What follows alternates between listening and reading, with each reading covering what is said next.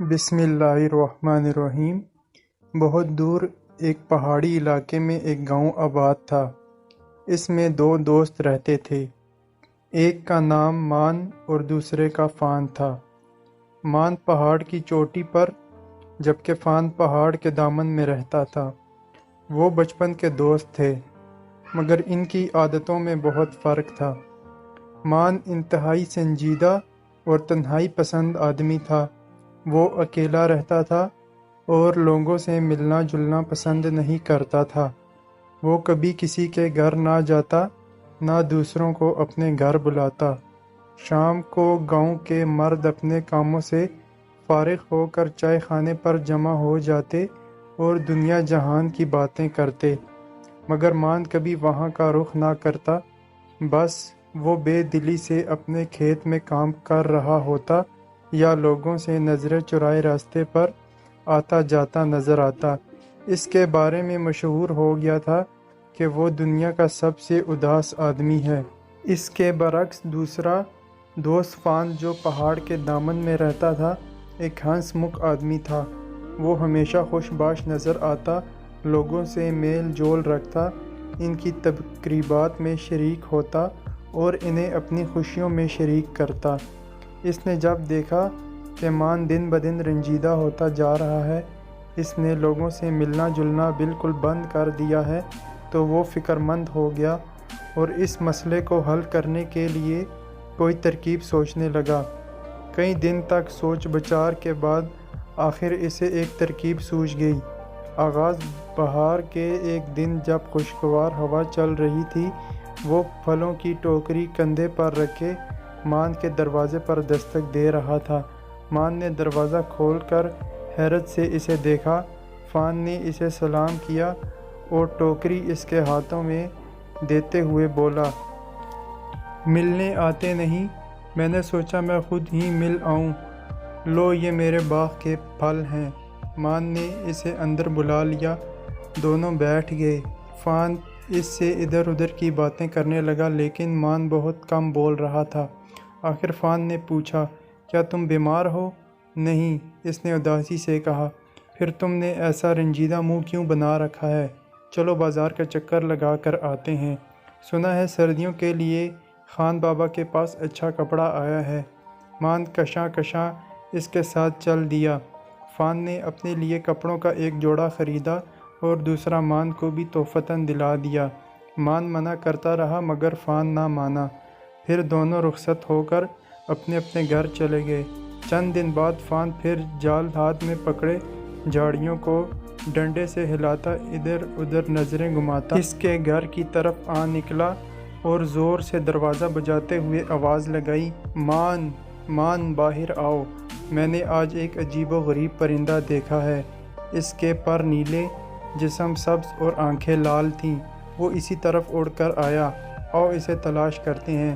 مان لمبی تانے سو رہا تھا۔ وہ سمجھا گاؤں پر کوئی آفت نازل ہو گئی ہے۔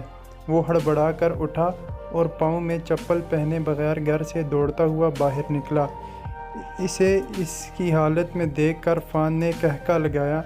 اسے ہنستے دیکھ کر مان ناراض ہو کر واپس جانے لگا لیکن فان نے اس کا ہاتھ مضبوطی سے پکڑ لیا اور یہ کہتے ہوئے چل دیا، او یار، بلا وجہ دن میں سونا جوان آدمی کو زیب نہیں دیتا۔ دونوں قریبی جنگل میں چلے گئے اور وہاں دیر تک گھومتے رہے۔ وہ پرندے ڈھونڈتے ہوئے باتیں بھی کر رہے تھے۔ مان کا موڈ ٹھیک ہو گیا تھا۔ پھر تھک کر فان بولا، جانے وہ پرندہ کہاں گیا؟ چلو چھوڑو، آؤ کچھ کھا پی لیں۔ اس نے اپنے تھیلے میں سے بیسنی روٹی اور اچار نکالا اور بولا، آ جاؤ، دونوں چیزیں بہت مزیدار ہیں، تمہاری بھابھی نے بنائی ہیں، مزہ آ جائے گا۔ ایسا لگتا ہے تم گھر سے تیاری کر کے چلے تھے۔ مان بولا، ہاں میں ہر کام منصوبہ بندی سے کرتا ہوں۔ فان بولا۔ دونوں گھاس پر بیٹھ کر کھانا کھانے لگے۔ وہ باتیں بھی کر رہے تھے۔ فان نے کہا، تمہیں شادی کر لینی چاہیے، میں یوں ہی ٹھیک ہوں۔ مان بولا، مجھے تو نہیں لگتا کہ تم خوش ہو۔ فان بولا۔ مان اس سے دوسری باتیں کرنے لگا۔ فان سمجھ گیا کہ مان ابھی اس موضوع پر بات نہیں کرنا چاہتا۔ اس نے دوبارہ وہ بات نہ کی۔ پھر کچھ دیر بعد وہ اپنے اپنے گھروں کو لوٹ گئے۔ پھر ایک دن اسی طرح فان ہاتھوں میں بڑا سا ڈبہ اٹھائے ہونٹوں پر زبان پھیرتے ہوئے مان کے دروازے پر آواز لگا رہا تھا، مان مان، دروازہ کھولو، کیا تم اپنے سب گھوڑے گدھے بیچ کر سوئے ہو؟ مان نے دروازہ کھولا تو وہ چلایا، دوست مجھے مبارکباد دو، آج میری سالگرہ ہے، مجھے اس دنیا میں آئے 25 برس گزر گئے ہیں۔ مان بہت مشکل سے مسکرایا اور اسے مبارکباد دی۔ دونوں اندر آ بیٹھے۔ فان ہاتھ ملتے ہوئے بولا، میں آج بہت خوش ہوں، آج کے مبارک دن میں اس دنیا میں آیا تھا۔ مان نے گردن ہلائی، پھر کچھ سوچ کر بولا، مگر ابھی 2-3 مہینے پہلے تو تمہاری سالگرہ تھی۔ وہ میری نہیں، میری شادی کی سالگرہ تھی۔ اچھا چھری لاؤ، میں کیک کاٹوں، اور ہاں کنجوسی نہیں چلے گی، تمہیں مجھے کوئی نہ کوئی تحفہ بھی دینا ہوگا، چاہے وہ مرغی کا سر ہی کیوں نہ ہو۔ مان نے زوردار قہقہ لگایا، پھر وہ چھری لایا۔ فان نے کیک کاٹا اور وہ مزے سے کیک کھانے لگے، ساتھ ہی اپنے بچپن کی یادوں کو تازہ بھی کر رہے تھے۔ فان بولا، تمہیں یاد ہے بچپن میں ہم اخروٹ توڑنے جنگل میں جایا کرتے تھے، اور ایک دفعہ ہمیں وہاں چڑیل نظر آئی تھی؟ ہاں اچھی طرح یاد ہے، ہم اس سے ڈر کر بھاگے تھے، تم گر گئے تھے اور سر پر چوٹ لگی تھی، کئی دن تک تمہیں آرام کرنا پڑا تھا۔ اس دوران وہ چڑیل اور بھی کئی لوگوں کو نظر آتی رہی، آخر سب نے وہاں جانا چھوڑ دیا، مگر بعد میں پتہ چلا کہ وہ ایک بے گھر عورت تھی، اس کا ذہنی توازن درست نہیں تھا۔ مان بولا۔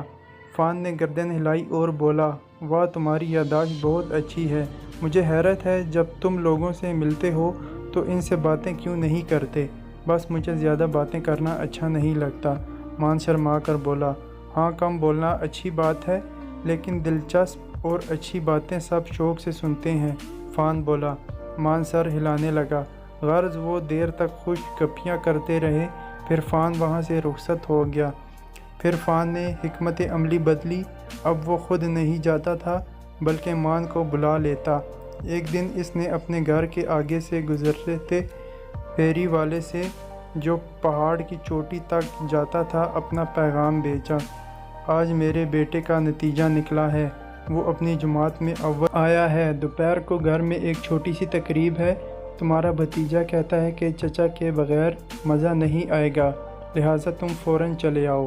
پیغام پڑھ کر مان نے گہری آہ بھری، اس کا دل کہیں جانے کو نہیں چاہ رہا تھا۔ کچھ دیر تک وہ یوں ہی بے خیالی میں بیٹھا رہا، پھر اٹھا اور منہ ہاتھ دھو کر اپنا نیا سوٹ الماری سے نکالا اور پہن کر گھر سے نکل گیا۔ ہاں راستے میں وہ بچے کے لیے تحفہ لینا نہیں بھولا تھا۔ گھر میں شور سے تقریب جاری تھی، بہت سے لوگ وہاں موجود تھے۔ شروع میں مان کچھ بجھا بجھا رہا، مگر پھر لوگوں میں گھل مل گیا، اسے وہاں بہت مزہ آیا۔ گھر آ کر بھی وہ تقریب کے خیالوں میں کھویا رہا۔ پھر ایک روز مان کو پیغام ملا، لکھا تھا، میرے دوست میں رات سے بہت بیمار ہوں، لگتا ہے میرا آخری وقت آ گیا ہے، میری خواہش ہے جب میری جان نکلے تو تم میرے قریب موجود ہو۔ مان اچھل کر کھڑا ہو گیا، اس نے تیزی سے لباس بدلنا شروع کیا اور جلدی میں بازو اور گردن قمیص کے گریبان میں پھنسا بیٹھا۔ وہ غصے سے کچھ بڑبڑایا اور خود کو اس شکنجے سے نکالنے کی کوشش کرنے لگا، مگر ناکام رہا۔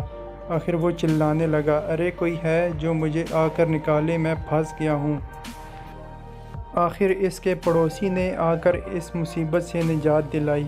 پھر اس نے موزہ پہنا، مگر دوسرا ہم رنگ موزہ مل نہیں رہا تھا، لہٰذا اس نے الگ رنگ کا موزہ پہن لیا اور اٹھ کر اس طرح بھاگا کہ اس کے ایک پیر میں جوتا تھا اور دوسرا وہ بھاگتے ہوئے پہننے کی کوشش کر رہا تھا۔ پہاڑی ڈھلوان پر سے اترتے ہوئے وہ لڑک گیا، مگر فوراً سنبھلا۔ اس کی پڑوسن اپنی کھڑکی میں کھڑی تھی، وہ پورے گاؤں میں کہانیاں سنانے والی نانی کے نام سے مشہور تھی۔ مان کی یہ ہیبت قضائی دیکھ کر وہ چلائی، کیا تمہیں گھر کی چھت گر رہی ہے یا تم شادی کرنے جا رہے ہو؟ مگر مان نے ان کو کوئی جواب نہیں دیا۔ جب وہ فان کے گھر پہنچا تو دیکھا، گھر میں مزیدار کھانوں کی خوشبوئیں آ رہی ہیں اور فان جو اسے کھڑکی سے آتے دیکھ کر فوراً بستر پر لیٹ گیا تھا، زور زور سے کرا رہا تھا۔ مان اس کے پاس بیٹھ گیا اور اس کا ہاتھ اپنے ہاتھ میں لے کر بولا، میرے دوست، آخر تمہیں کیا بیماری ہے؟ بس کچھ نہ پوچھو، مجھے اس کا نام لیتے ہوئے ڈر لگتا ہے۔ فان ہانپتے ہوئے بولا، میں نے سنا ہے کسی زمانے میں دنیا کی آدھی آبادی اس سے ختم ہو گئی تھی۔ یہ کہہ کر اس نے گہری آہ بھری۔ مان اس کے ہاتھ پاؤں دبانے اور اسے حوصلہ دینے لگا۔ کھانے کا وقت ہوا تو فان کی بیگم نے دسترخوان سجایا۔ مان نے دیکھا اس پر کئی قسم کے کھانے، پھل اور مٹھائیاں موجود تھیں۔ اس نے فان سے پوچھا، کیا تمہیں طبیب نے پرہیزی کھانا نہیں بتایا؟ نہیں، اس بیماری میں سب کچھ کھا سکتے ہیں، فان بولا۔ اس نے ڈٹ کر کھانا کھایا اور ہنستا بولتا رہا۔ شام کو جب مان واپس آنے لگا تو اسے پتہ چلا کہ فان کو معمولی زکام ہے۔ غرض یوں دن گزرتے رہے۔ فان اس کے ساتھ سائے کی طرح لگا رہتا تھا اور اسے بھی اپنے ساتھ ہر کام میں شریک رکھتا، جس کی وجہ سے آہستہ آہستہ مان کی عادتیں بدلنے لگیں۔ کی اداسی اور سنجیدگی دور ہوئی تو لوگوں سے ملنے جلنے لگا۔ وہ ان کی تقریبات میں شریک ہوتا تھا اور انہیں بھی اپنے گھر بلایا کرتا تھا۔ پھر ایک دن وہ شرمایا شرمایا فان کے پاس آیا اور بیٹھ کر ادھر ادھر کی باتیں کرنے لگا، لیکن ایسا لگتا تھا کہ وہ کچھ کہنا چاہتا ہے۔ آخر وہ مدعا زبان پر لے آیا، میں شادی کرنا چاہتا ہوں، وہ شرماتے ہوئے بولا۔ فان نے خوشی سے ہاتھ پر ہاتھ مارا اور چلایا، میرے دوست، یہ بات سننے کے لیے مجھے بہت انتظار کرنا پڑا۔ خیر دیر آئے درست آئے، میں ابھی اپنی بیگم سے کہتا ہوں کہ تمہارے لیے کوئی اچھی سی لڑکی تلاش کرے۔ کچھ دنوں بعد مان کی دھوم دھام سے شادی ہوئی، جس میں پورا گاؤں شریک ہوا۔ فان نے اپنے ہاتھوں سے اس گھر کا بھی سجایا، وہ بہت خوش تھا۔